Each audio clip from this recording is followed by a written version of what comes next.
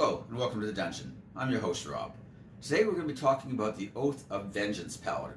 Last week I did Oath of Devotion, and like I said, I really like the Oath of Devotion. I'm not trying to rip on it at all. I like it because it has that old school Paladin type of feel, and it feels like this heroic champion of justice and righteousness. However, the term lawful stupid has been around for a long time, and it almost always applies to paladins. And if there's any paladin in 5th edition who still fits that kind of attitude, it is probably the Oath of Devotion paladin. The Oath of Vengeance paladin, on the other hand, is cut from a completely different mold. Even just looking at the tenets, fight the greater evil. When faced with a choice between fighting my sworn foes or combating a lesser evil, I choose the greater evil. This really just means you can justify doing almost anything. In a campaign I was in as a player, not the Dungeon Master, we had an Oath of Vengeance Paladin, and he literally made a deal with a vampire lord to help us fight this lich who was trying to take over the entire world. Because that was like his sworn enemy, and he was trying to stop him from, destroying the world. And a bunch of people in the game actually had a real problem with it. They didn't want to team up with the vampire. We knew the vampire was just going to betray us in the end anyways. And a couple of people tried to call the paladin out on it and say, oh, you're supposed to be a paladin. And he just flipped to the page, read that tenet, and was like, yeah, that's the kind of stuff I do, because I'm an Oath of Vengeance paladin. And I was just like, well played, sir, well played. And just as a quick aside, I think that's one thing I really like about paladins in general, is that it's really easy to get a feel for who this character is. In fact, as a player, the worst thing you can do almost is to just play a boring, bland, generic character where you don't even know who they are, you don't know what they stand for, you don't know what they want, and here you are, getting to like level 8 or 9 or 10, and you still haven't really got a grasp of who the character is. That doesn't really happen very often with paladins. And, no matter what your type of paladin is, the fact that you have a bunch of oaths that you are bound to, and that this is the source of your power, gives you some sort of like goal. And I like the idea of this Oath of Vengeance Paladin. It reminds me a lot of superheroes. Like, you guys think of someone like Batman, right? Where he has this traumatic experience in his past, and his parents are murdered, and he decides that he's going to dedicate his life to fighting the forces of evil so this kind of thing doesn't happen to someone else. And he's not like Superman. He's not the Boy Scout. He's like this dark, edgy character, but he still has lines that he won't cross. He doesn't kill, but he might come pretty close sometimes. And he just has this vengeance type of attitude about him. And that kind of character can be a lot of fun to play. And I think that that's one thing that really appeals to me about the Oath of Vengeance Paladin. Oh, let's finish off their tenets, though. No mercy for the wicked. Ordinary foes might win my mercy. That was a tongue twister. But my sworn enemies do not. By any means necessary. You're starting to sound like a revolutionary now. My qualms can't get in the way of exterminating my foes. Harsh. And finally, restitution. If my foes wreak havoc on the world, it is because I failed to stop them.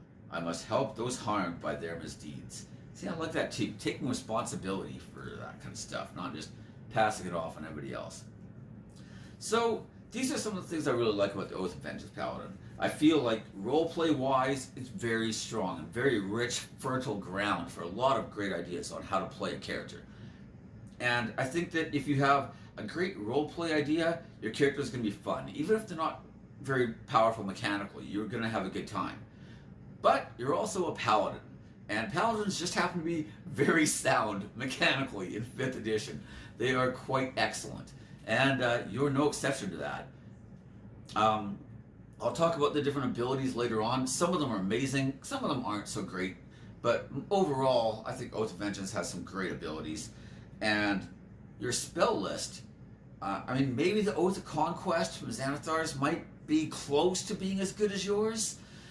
But, especially of the ones in the player's handbook, the Oath of Vengeance spell list is amazing. Last week, my Oath of Devotion Paladin spell list, like I talked about, it's really hit or miss. There's some good spells, there's some spells I've never used, there's some really circumstantial stuff. But I felt like it was too focused on fighting fiends and undead and stuff. This one is focused on killing things and moving around the battlefield to help you kill things. And If there is one character in this entire game who is really great at like killing a boss, it is the Oath of Vengeance Paladin. You are like the single target big boss killer.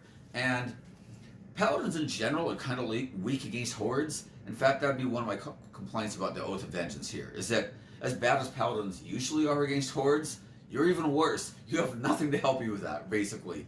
I mean, at least the Oath of Devotion gets like their turn undead if you're fighting lots of like swarms of undead and stuff. You basically have nothing like that. But that's okay because you are very mobile and you hit like a truck. And if you think about these like heavy plate armor type of guys, they're usually pretty slow and they usually hit pretty hard and they're hard to hit. You are not slow and hit really hard and are hard to hit. And that is a really powerful combination. So enough preamble, let's get into the spell list. At level 3 you get Bane and Hunter's Mark.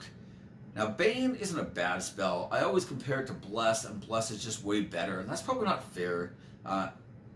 Bane gives them a saving throw. Bless, you're just affecting your own party members, so there's no saving throw involved. It's always going to work. And you could, cast Bane on like 4 guys, for example. Let's say you cast it on the second level slot, because I guess that would be the way you'd have to do it. Let's say 3 of them fail their saving throws. But then you kill one of those guys in like the first or second round. Bane's not even having its full effect. Whereas as long as none of your party members go down, and as long as you don't lose concentration, which could happen with Bane as well, then Bless is always going to have the full effect. It's going to last the entire combat, presumably, assuming that he doesn't go 11 plus rounds from when you cast it, right? And like I said, with no saving throw, automatically affecting your allies, Bless is just a better spell. But it's not that Bane's a bad spell. It's just Bless is better. However, you also have Hunter's Mark. And this really fits that role of just single target, stacking the damage and killing things. And frankly, I find a lot of the smite spells to be pretty underwhelming. They're going to use my concentration. They're kind of like a one-time use. I would way rather use Hunter's Mark and be able to move it around from target to target and then just keep as a bonus action, because I might not have a lot of other things to do as a bonus action as a paladin, right? And then just applying that damage to every hit. I think it's so much better than most of these other spells that it would be competing with. At level 5, you get Hold Person and Misty Step. Now, Hold Person is a pretty decent spell, but I think the fact that it's like hit or miss kind of makes it a fence type of spell for me. But if you can upcast it and hit 2 or 3 targets at once, that just gives you way more opportunities for somebody to miss a saving throw. That's just in general. However, let's get specific here. You are a paladin, and if anybody loves hitting a held target, you have advantage to hit, and if you do hit, it's an automatic crit. And if you just drop a smite, you're going to double up all those smite dice. There's nobody in the game better suited to take advantage of that than you. Now, it's unfortunate, though, that the target might die before you get to hit it, which is another reason to upcast it. Because if you target, 3 or 4 guys, maybe one of them will be left by the time you get there. And then the fighter's just like, with his 8 dexterity, because of course he dumped Dax and didn't take alert, so he's just last to get the party. And you cast a Hold Person on, and he's like, oh, hey, I'm attacking on a 3 this round. Guess who I'm going to kill? Your held target. And you're like, son of a gun. That was for me. That was for my smites. If you were a team player, you'd be Oath of Devotion. Come on, we all know it. But Hold Person is a great spell. And then Misty Step, like I said, really playing into that like mobile type of combat style, which is awesome. Because, like I said, that's something that plate guys usually don't do very well at. And you are the clear exception to this rule. I mean, Eldritch Knights are not bad at it as well as they get to higher level, but you're just there way faster. 9th level, Paladin level 9, sorry, your 9th level, 3rd level spells. Haste and Protection from Energy. Now, Protection from Energy is one of those circumstantial spells that I probably wouldn't ever prepare. However, it's a great spell under the right circumstances. So the fact that it's on my spell list and counts as always prepared is actually pretty decent. I mean, sure, I'd rather have probably a better spell for more circumstances, but this isn't bad because it means I don't have to waste a spell slot preparing it, but when I need it, it's always going to be there, and that's pretty nice. And then there's Haste.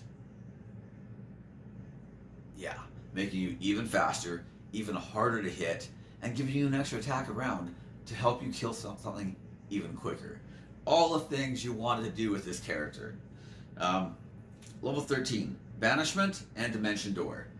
Banishment, again, is hit or miss because it's just a single target. They either make a saving throw or they don't. You can upcast it, but you're only going to ever have 5 levels of spells, and it's a 4th level spell already, which means that at most, you're going to be able to hit 2 targets with it. That being said, though, it's not a bad spell because Paladins generally kind of lack a lot of like crowd control type stuff. So the fact that you have Banishment on your list isn't so horrible. Also, going back to that same Oath of Vengeance Paladin I played with before, he used it once because we had to get past some guards, but he didn't want to kill them because the guards were actually like friendly. They just didn't know we were friendly. So they're trying to keep us out. We're trying to get in and save the king, but they don't know that we're trying to save the king. They think we're trying to kill the king. So he just decided to banish one of them and get him out of here for, a minute. And then we went to kill the guy. And I was like, good solution. I liked it. And of course, Dimension Door. More mobility, and it's mobility you can take somebody else with you, which is even better. 17th level. Hold Monster and Scrying. Now, I don't really even know why Scrying is on this list. And I'm not saying this is a bad spell by any means, but it just literally doesn't fit with anything else on here. Like, when did he become a diviner, But whatever, it's not a bad spell. And Hold Monster, see Hold Person above. Again, giant smite crits. It's great stuff. Now, when you hit level 3, you get your 2 channel divinity options. Abjure Enemy and Vow of Enmity. Now, Abjure Enemy isn't a bad ability by any means, but I think I saw it be used once in the entire campaign with that Oath of Vengeance Paladin, and he probably regrets even using it that one single time. And like I said, it's not that it's a bad ability, it's that Vow of Enmity is insane. It is one of the best abilities that any paladin gets, especially as a channel divinity. So let's take a look at them. First, Abjure Enemy. So you choose one creature within 60 feet of you that you can see. It must make a wisdom saving throw unless it's immune to being frightened. Fiends and undead have disadvantage on the saving throw. On a failed save, it's frightened for 1 minute or until it takes any damage. Kind of a downside there, but that's okay. When frightened, its speed is reduced to 0, and it can't benefit from any bonus to its speed. On a successful saving throw, the creature's speed is halved for 1 minute or until it takes any damage. Now, I do kind of like that. It means that even if they make the saving throw, there's still some sort of benefit. And, again, it's not a bad ability. The problem is that it breaks if they take damage, and that you have Vow of Enmity that you could have used on your single target creature instead. If they're really powerful, having or reducing their speed to 0 might be kind of nice, but you're going to want to kill it anyway, and you probably needed to be able to do damage. And that's where Vow of Enmity comes in. As a bonus action, not an action, bonus action, you can utter a Vow of Enmity against a creature that you can see within 10 feet of you using a channel divinity. You gain advantage on attack rolls against that creature for 1 minute or until it drops to 0 hit points or falls unconscious. So you get advantage on all your attack rolls against this target. There's no saving throw, you just have to be within 10 feet. And it's a bonus action. This ability is insane. It is like just one of the best boss killing abilities in the entire game. And you've got it at level 3. Just amazing. At level 7 you get Relentless Avenger. Now I should point out that this is one spot where I think the Oath of Vengeance is a little weaker than most of the other paladins. The other ones are all getting another aura at this point. You're getting Relentless Avenger. And Relentless Avenger is a fine ability. Again, I'm not trying to complain about it. It helps you to be even more mobile, can help you to do a bit more damage. It's not a bad ability at all. But it's not Aura of Warding, that's for sure. If you look at the Oath of Vengeance Paladin, Aura of Warding is so good. It has all damage from enemy spells. And then on top of that, you're going to have your Aura Protection, boosting you and nearby allies' saving throws, making it even more likely you're going to make your saving throw against the spell. And if the spell does damage, it's usually a saving throw for half. And then combined with your aura, you're really looking at saving throw for a quarter, most likely, because you're going to make the saving throw probably. You take quarter damage. It just renders enemy spellcasters almost ineffective entirely. Relentless Avenger, while being a fine ability, is just not even in the same league. However, it's not a bad ability. So when you hit a creature with an opportunity attack, you can move up to half your speed immediately after the attack and as part of the same reaction. This movement doesn't provoke opportunity attacks. So I like the idea of combining this with something like, say, Sentinel, perhaps, so that if somebody near me gets hit with an attack, I can use my reaction to make an opportunity attack against them. And then combined with Relentless Avenger, I can then move up to half my movement without provoking opportunity attacks, and it lets me kind of like dart around the battlefield even more. It's a fine ability. It's fine. It's just, it's no aura of warding. Soul of Vengeance. Starting at 15th level, the authority with which you speak your vow of enmity grants you even greater power over your foe. So vow of enmity, that's the one where you get your advantage in all your attacks, right? But now, a creature under the effect of your vow of enmity, when it makes an attack, you can use your reaction to make a melee attack against that creature if it's within range. Now, that could be just any creature as long as you're within range to make an attack back. It could be attacking you, it could be attacking anyone else, one of your allies, it doesn't even matter. It just basically gives you a reaction attack against the guy that you've already got advantage to hit with all your attacks. Just making it an even better boss killing ability. And let's face it, an extra attack as a reaction also gives you an extra opportunity to smite. And all those spells that we read about on your spell list, which you will probably never cast except for haste and maybe Hunter's Mark, because you're a paladin and you don't cast spells, well, now you can just use those for even more smite thanks to this ability. And it really is just insanely good. It is a long wait, level 15, but I think it's a great ability. At level 20, assuming your campaign gets that far, you get the Avenging Angel ability. You get to assume the form of an Avenging Angel. Using your action, you undergo a transformation. For 1 hour, you gain the following benefits. Wings sprout from your back and grant you a flying speed of 60 feet. You emanate an aura of menace in a 30-foot radius. The first time any enemy enters this aura or starts his turn there during a battle, the creature must succeed on a wisdom saving throw or become frightened of you for 1 minute or until it takes any damage. Attack rolls against a frightened creature have advantage. Once you use this feature, you can't use it again until you finish a long rest. Now, it does take an action, but because the wings last an hour, you could use it before any combat even starts. You could just say, hey, I'm probably going to get in a big fight. I'm going to use my wings. Boom. And there you go. And the Fright Aura is very nice. It helps you to deal with kind of horde creatures, because like I said, you don't have much of that. So good that at level 20, you finally get an ability to help you deal with hordes. But like concentration-free flight is already amazing. The fact that it's a 60-foot movement speed is quite nice as well, especially since it's not a spell. You can cast haste and double your flying speed. The combinations. And like I said, reducing guys' movement to 0, nothing wrong with that. They take damage, it breaks, but you know, that's okay. It allows you to kind of like crowd control a bunch of guys in your aura and just start focusing guys down one at a time while they're all too afraid to do anything and can't hit you because they're all attacking with disadvantage. It is pretty good. Now, I wanted to talk a little bit about like some of the feats and stuff. Last video, like I said, I didn't really want to get into a lot of feats because most of my recommendations generally end up being the same kind of ones a lot, right? Although I did recommend Inspiring Leader because I felt that really fits that like Captain America style leader that the Oath of Devotion Paladin falls into.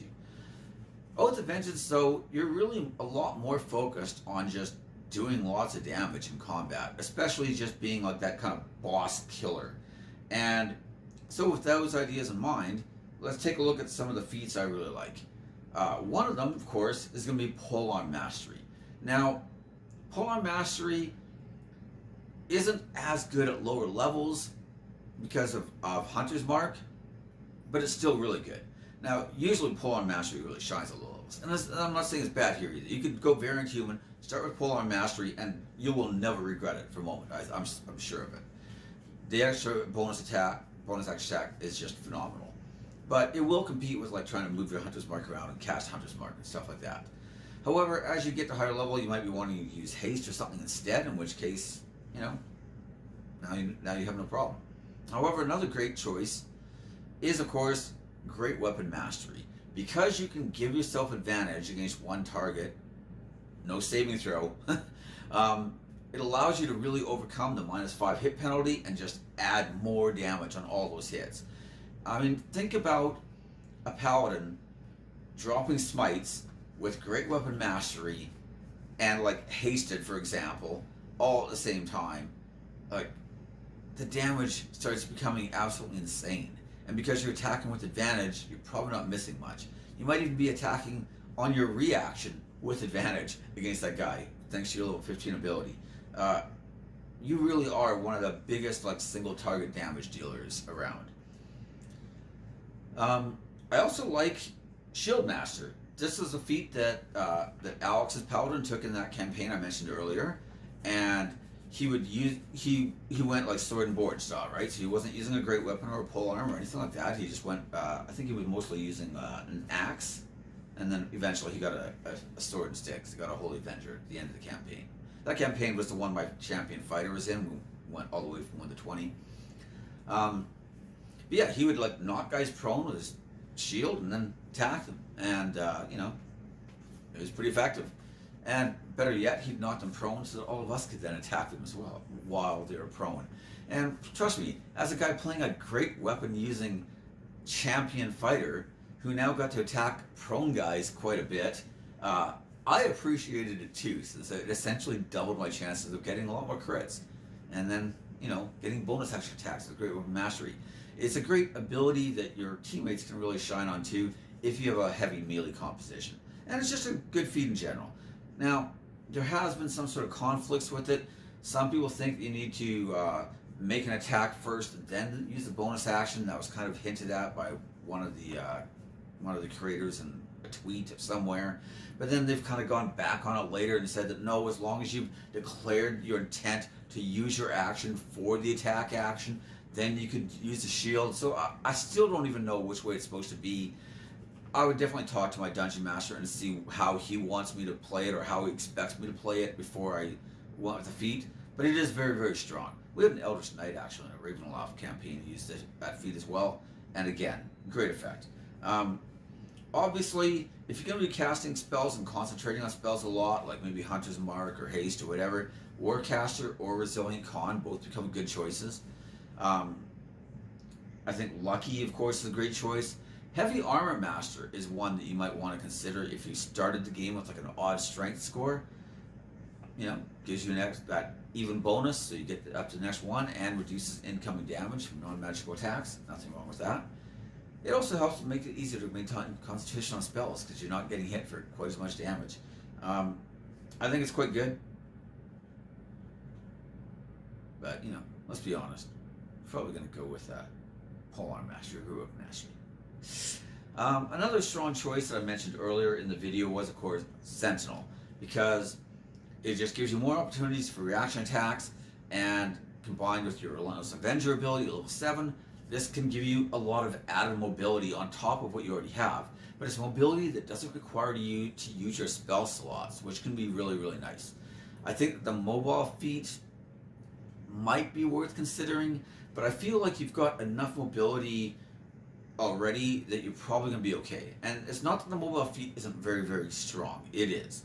The problem is that as a paladin, usually I'm very starved for ability score increase and feat choices, right? I mean, I'm going to want strength, I'm going to want some charisma, and I'm going to want some constitution if I want to be on the front line. And maybe I decide that, 14 con or 14 charisma is enough, but I mean, honestly, the more charisma, the better my saving throws are all going to be thanks to my bonus aura. And strength is kind of what I'm here to do if I'm going to be hitting a lot. And I know there's an argument for like charisma over strength or strength over charisma, or dex. You could play a dex-based paladin too. Those are perfectly viable, right, if you choose not to go the strength route. but your attacking stat, and then charisma. On some of them, I definitely think charisma might be a stronger choice. I think Oath of Conquest, especially because of the way their aura works, I think, and combined with things like a fear spell or something like that to just lock down tons of things inside your aura and then just like damage them all. I think that charisma might be a stronger choice there. But on Oath of Vengeance, I'm probably going to lean more towards strength. That's just kind of usually how I do it. So those are my main thoughts there. Like I said, I didn't want to get into a lot of multi-classing. I think that picking up something like Hexblade Warlock, for example, and then using Charisma to attack with would be very strong. But I've already made Hexblade Warlock / Paladin combination videos, and I really wanted to just kind of talk about the Paladin as a class all the way from 1 to 20, because even though they're one of the strongest multi-classes out there in my opinion, they're also a very solid choice to just play straight through and never multi-class at all. Paladins are just a really, really great chassis to just build almost anything on, to be honest. They're very, very good. Race choices, obviously like the dwarves, like Mountain Dwarf and Hill Dwarf are both good. Variant Human if you want the extra feat, and frankly, you might want to consider it even more than usual. I mean, Variant Human's already one of the best choices in the game in my opinion. But on a Paladin, like I said, because you want strength and charisma and con, it can sometimes be really difficult to squeeze in the feats you want. So starting with a feat right at first level, it can be a total game changer. Especially, then just get some party member to cast light for you. Because, frankly, you're going to be the only guy you can't see in the dark probably. Unless you have a halfling in your party too. Or Dragonborn, actually. Dragonborn don't have dark vision either. I don't know why. But whatever. And then, of course, the mighty half-elf. When it comes to charisma, half-elves are kind of near the top of almost every list. I think Tiefling, any of them could be a good choice. Actually, Tiefling, especially if you go with some of the Mordenkainen's variant race choices for Tieflings, you can pick like someone like Zariel, I think, has the +2 to strength and +1 charisma, or +1 to strength, +2 to charisma, I think is actually what it is. Sorry, I think I had it backwards. And Levistus has some really nice choices as well. And I think gives you Constitution and charisma. And he also has Armor of Agathis on his spell list as a racial spell. So, strong choices. But in general, those are my thoughts on this video. As always, feel free to like, comment, subscribe, ring the bell, and mostly comment. I love reading everybody's comments. That's one of my favorite things about having a YouTube channel, is being able to interact with people and see your suggestions for future videos, see your feedback, positive and negative. Because I know a lot of people, they don't like to get criticized, and nobody does, let's be honest. We're all human. We all have kind of thin skins, thinner than we'd all like to admit. But criticism also helps make you better. And so, I've had a lot of people who, in fact, I had one person in particular who sent me a couple of emails of suggestions on how to make my videos better and how to do better thumbnails and stuff. And those were really helpful. And I really liked his suggestions for them. So that's something I've been trying to incorporate into my videos again lately. Because I used to do writing on the thumbnails, and then I got away from it because I got lazy. But it does help them to be a lot more visible and to help people know what's kind of going on in the video instead of just having to read the YouTube tag. So anyways, that's everything I have today, and I look forward to seeing you next time. Bye.